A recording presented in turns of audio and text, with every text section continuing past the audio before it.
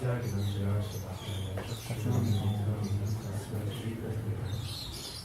Vishnupadaya Krishna Krishna Guru Srimati Bhakti Swami Namaste Saraswati Gauravani Nirvishesha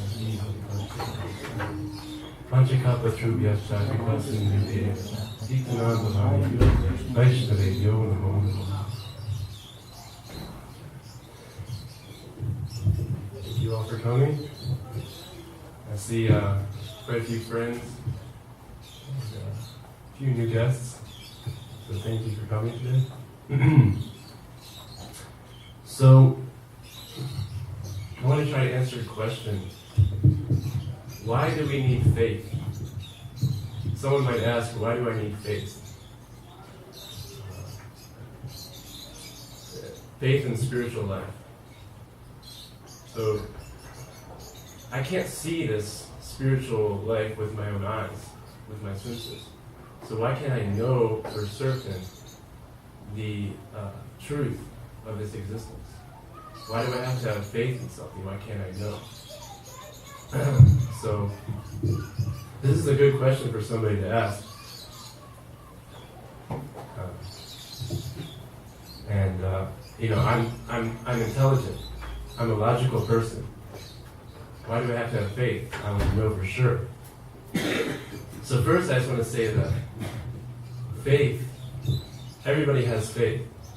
Because this world is a place of uncertainty, we must have faith at every level.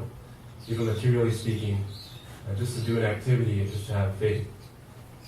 So we always have faith that if I do a certain activity, that it's going to bring me to a happier, better state. So, many people say that my faith is in science. There's limitations to this. I actually learned recently that some of the so-called constants in science, such as gravity and the speed of light, and these sort of things, they actually aren't even constants. For instance, gravity, there's a conference that gets together in different parts of the world and people measure gravity, and there's different measurements of gravity. And then they take these measurements and they do an average, and then this is the big G for gravity. And the speed of light, they said this speed of light is a constant. But actually, as they measure speed of light over the years, this is also changing. So in a place of uncertainty, people are putting all their trust and all their faith in the scientists. The problem with putting faith in the human mind and intelligence is that there are 4 defects in this method for the living entity. There's subject to illusion, meaning that I think there's something that is true, but actually it's not. It's not really the way I perceive it. Another one is sure to commit mistakes. Everybody will agree that they commit mistakes. There's not one person that will say, I've never committed a mistake. Another one is imperfect senses. So, our senses are limited. Many animals have very much more perceptive senses in different areas, such as vision, the ability to perceive. For instance, a dog can follow a trail, for miles just with the nose. And there's a propensity to cheat others.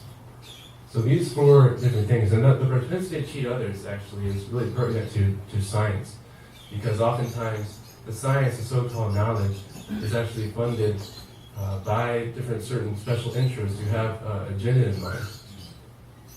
So to put faith in science is, there's limitations to it. So there's 3 ways to approach the acquisition of knowledge. And this is from, you can use our own mind and senses to attempt to ascend, to build a case for the truth. Another way, which we often see, is to theorize. You go to school and you're supposed to learn these truths, but so often all you're hearing is competing theories, hypothesis about what the truth is. And the third way is to take the truth from somebody who has the truth and authority. So, Gangaprabhu gave a nice example about 6 intelligent blind men, and they all approach an elephant from a different angle, and they're all blind. So one comes into the wall of the elephant and says, "This is a mud wall that is dried in the sun. This elephant is a mud wall that is dried in the sun." And another one touches the tusk and says, "No, this elephant is a lance. It's a sharp lance." And as they go, the trunk of the tree, the ear is a fan, the tail is an old rope. And they each think the elephant is something different. But it turns out that they're completely wrong. Not only is the elephant a complete whole, a full elephant, but also is a living entity. They perceived it for something that was just matter. So Krishna recommends that we approach somebody. So faith is just the first step. We approach somebody who has the truth, who has seen the truth. So there's 9 stages in Bhakti Yoga, and the very beginning is faith. And so faith, and then the second stage is sadhu sangha. And this means association with saintly persons and devotees. A gathering such as this, where people get together and discuss transcendental topics. And it's so important, the association with people who are interested in higher consciousness. Because if we are associating with people who are interested in other topics, mundane topics, then we don't get the benefit of making advancement and having a true positive change in our life. So, what is the cause of our suffering? Well, the cause is ignorance. Because when we're ignorant, when we don't have knowledge, then we don't know how to act properly.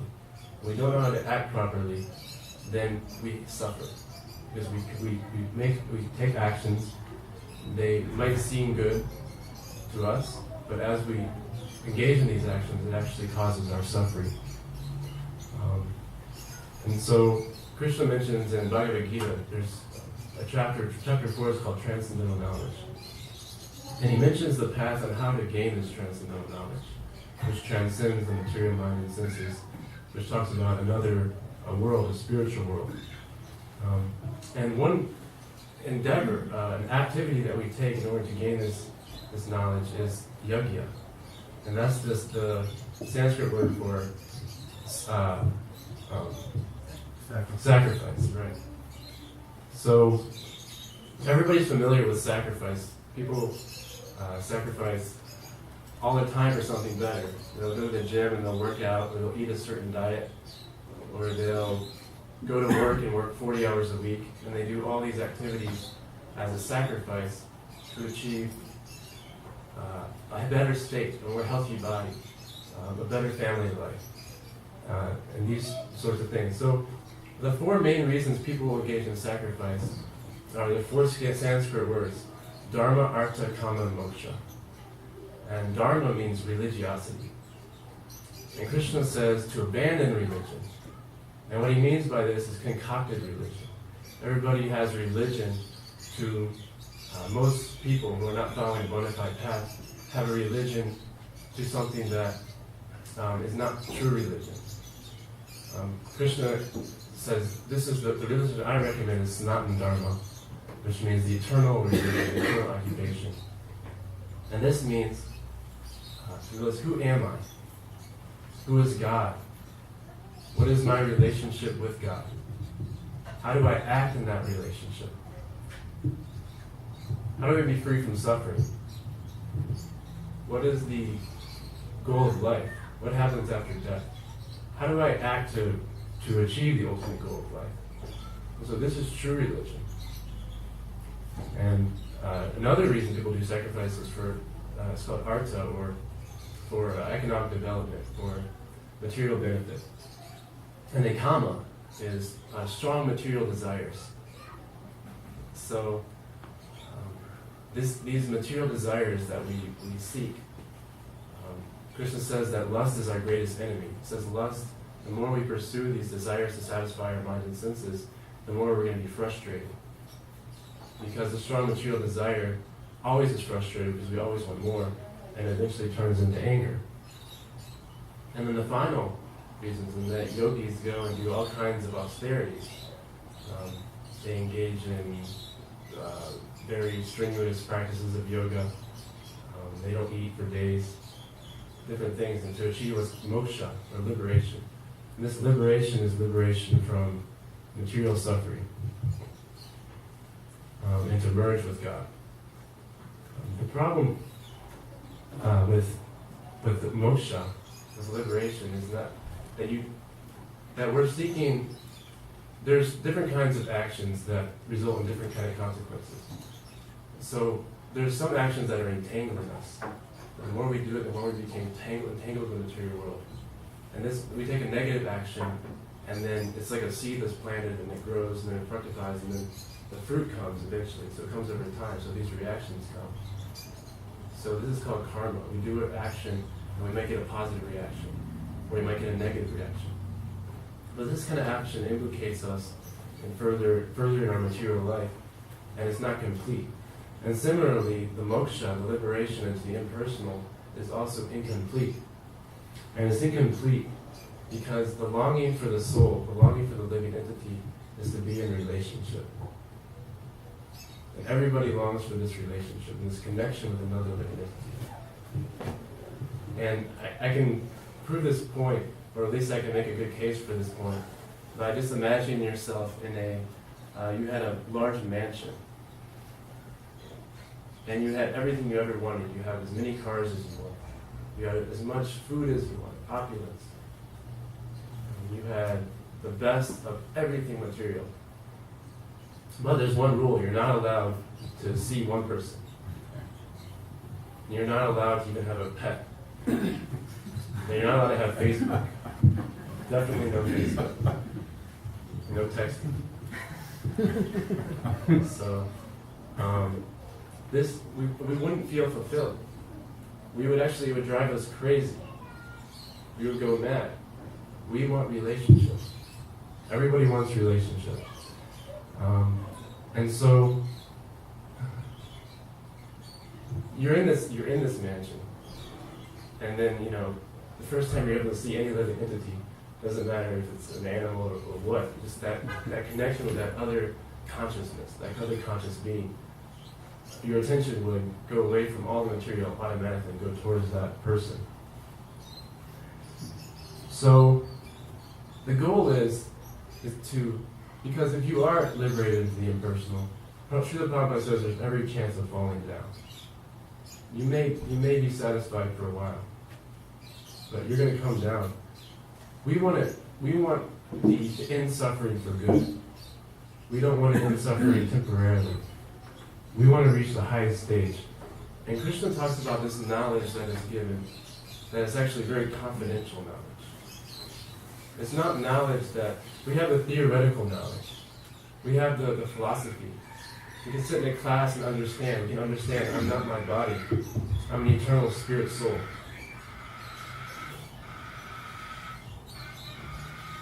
But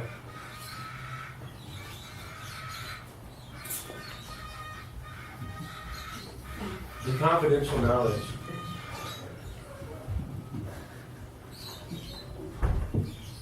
what's my train of thought?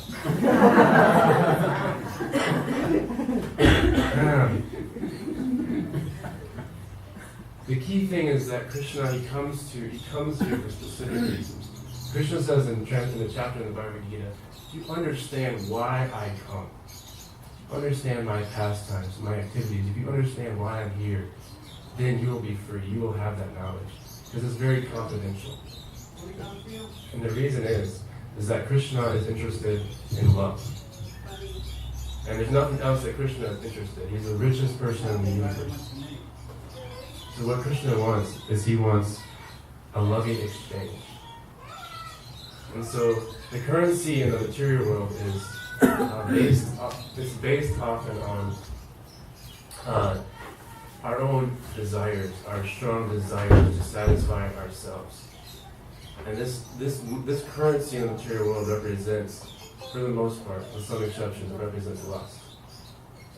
The currency in the spiritual world is love. And the exchange between living entities in the spiritual world is, how can I serve and please you? What can I do for you? And if somebody does something for you, they make a loving exchange with you, they give you something, they do a service for you, you automatically give them, I want to serve you even better. The material world is, what can I do for me? How much I want to get as much as I can for free. I want to pay as little as possible. I want to do as little as possible. I want to get as much as I can for myself. In the spiritual world, it's blissful and it's ecstatic, and it's the opposite of the material world because the currency is love. There's no need for an exchange currency. If you pass by somebody cooking a meal, they're going to be shoving food at you. They're going to be showering you with attention and gifts. And the desire isn't for these things, but it's an expression of love. And so, Krishna says that actually, you can know me without a doubt. He said that faith is the first step. He said, the eligibility of somebody to achieve this very confidential knowledge, which is from within, which is realized knowledge. True knowledge doesn't mean that I understand something in the theory in my brain. It means that it's so ingrained in me, in my being, that I am going to act this way. It's imbibed within me. I understand it fully. And so the eligibility of someone to receive is faithful. It's to be faithful. It's to be sincerely dedicated. And to control the senses. Because all yajnas, all sacrifices, whether spiritual or material, are controlling our senses so that we can engage our senses in something higher. Krishna says, in Bhagavad Gita, he says, as all surrender unto me, I reward them accordingly. And this surrender unto Krishna, we may think that, well, actually I'm losing my free will by surrendering. But some activities that we think bring us freedom actually entangle us more, implicate us more in material suffering. But surrendering in love is actually the highest freedom. Surrendering in love means that the reciprocation is fully present, and this relationship is being completed and being perfected. And since God is the Almighty God and He can give us anything, although as we practice bhakti, as we practice devotional service, all we seek is to please God. He automatically gives us everything else as well. Because what can be satisfied with a small well can easily be satisfied with a large reservoir of water. So everything we want materially, that we're striving so hard to get, that's temporary and we lose, can easily be satisfied by Krishna, although we don't even want it at that point. We simply want to be with Krishna. There's a saying, hell with Krishna is heaven for a devotee, and heaven without Krishna is hell for a devotee. So a devotee simply wants to be with Krishna in this loving relationship. So we can use our activities in a way to serve Krishna. Prabhupada describes it as dovetailing our activities. Meaning that initially we were doing an activity, it might be a similar activity, we were doing it for something material, and we transferred that in order to do it for something spiritual. So we can sing, everybody likes to sing, we can sing for the Lord. We can dance for the Lord. We can harvest food, we can prepare food, cook food, and serve food for the Lord. We can do so many things for the pleasure of the Lord. So there's a verse in chapter 4 that this transcendental knowledge is a mature fruit of all mysticism. It says, in this world there's nothing so sublime and pure as transcendental knowledge. Such knowledge is the mature fruit of all mysticism, and one who has become accomplished in the practice of devotional service enjoys this knowledge within himself in due course of time. So in time, the knowledge will come through sincere practice. As Krishna sees our sincere endeavor, the knowledge will be realized within us. So the practice, the religion is the vehicle in order to attain our goal. Prabhupada said, please try to love God. This is our mission. We're not interested in being, I'm a Hare Krishna, you're Buddhist, I'm Hindu, you're Muslim. these differences that separate us. We're interested in loving God. So this vehicle, the Hare Krishna consciousness vehicle, is to love God. It's to grow in our love for God. So the process, this vehicle that we have, the process is set up. And one thing there's certain things that help us to know if this is a good vehicle, if this is something that we can endeavor on. One thing is that it's something called a disciplic succession. It means the spiritual teachers that we're following come down all the way from Krishna himself. They pass down their great saints and sages. So they haven't changed the message, but they've kept the message perfect as they brought it down to us. And so someone who is a true bona fide spiritual master is someone who hasn't changed the message, but has kept it intact. And he hasn't speculated. He hasn't come up with concoctions in his mind. He simply presented the message as it is. And the way he lives is the true way he preaches. People see his life. So many great saints and sages we get inspiration from, but we don't know what they said. For instance, Lord Chaitanya, who recommended the same kirtan movement, which is the main sacrifice for this age. He only left us 8 instructions, 8 primary instructions. And the first verse of those instructions is Chaitanya Darpana Marjanam Baha Mahadavagni Nirvapanam. By this main sacrifice. Sacrifices are so difficult. We got to work 40 hours a week. We work so hard for just a little bit. But this sublime, blissful sacrifice for this age that's been given us. Lord Nityananda, who is the most merciful incarnation of the Lord with Lord Chaitanya, said we opened the marketplace of the holy name. The holy name was confidential. It wasn't given freely. But because of his mercy, he has given us this gift to associate with God directly by chanting the holy names of God. This incredible gift that simply by dancing and chanting and singing the names of God, we can reach the highest perfectional state of life. So we say a verse in the morning sometimes we're singing to the deities, and it says, desiring to bless all living entities, this sweet name of Krishna has descended to this material universe and shines like the sun in the sky of the heart, destroying the darkness of ignorance. So the recommended process, the first thing, a little bit of faith, shraddha, sadhu sangha, association with devotees, and bhajana kriya, practice of devotional service under a bona fide spiritual master.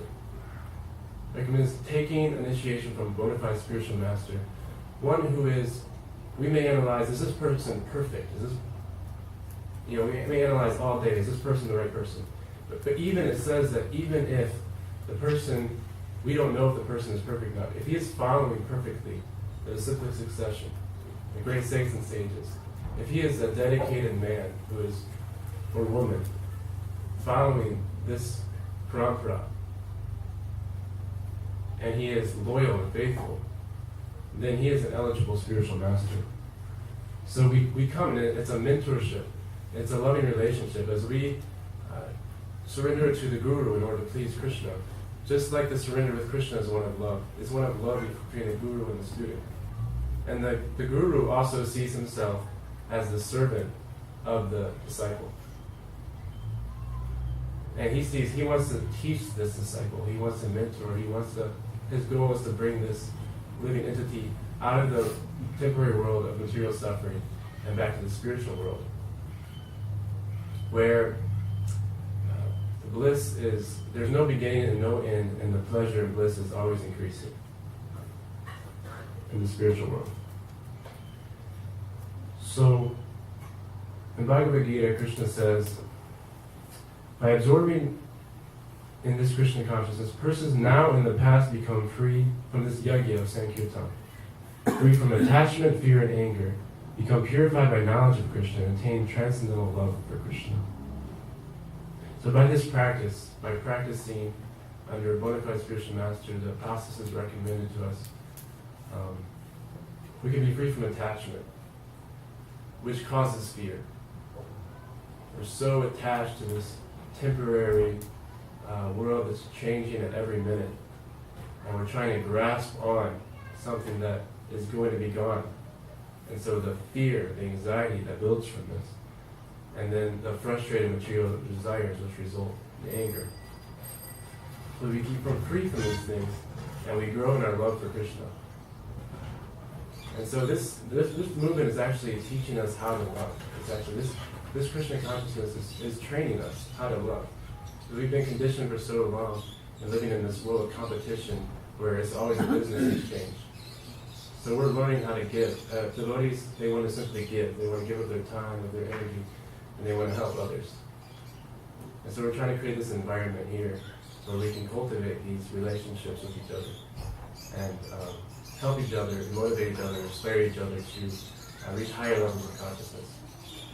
And if you feel like, well, maybe I can only do a little bit right now. I'm very much attracted, and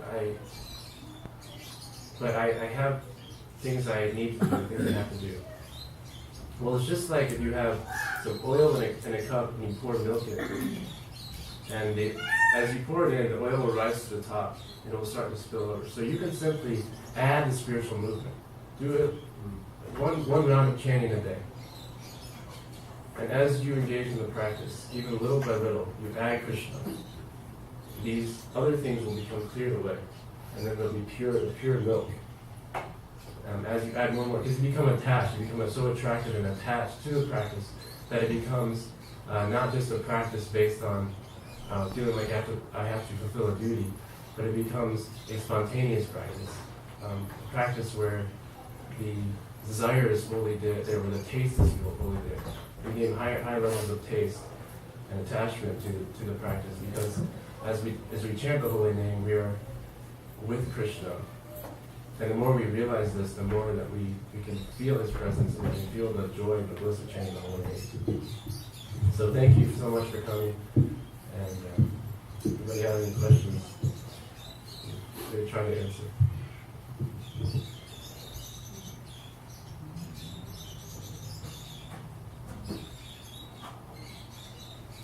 Can you tell us a little bit on reincarnation, how we can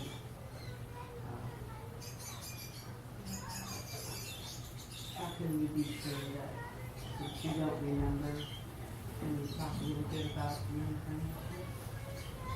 Right, so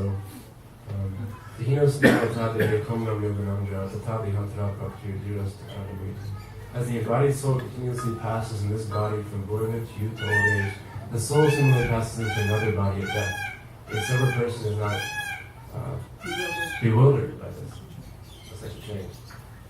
So we can see that the body is always changing. That a few years ago we were a very small person.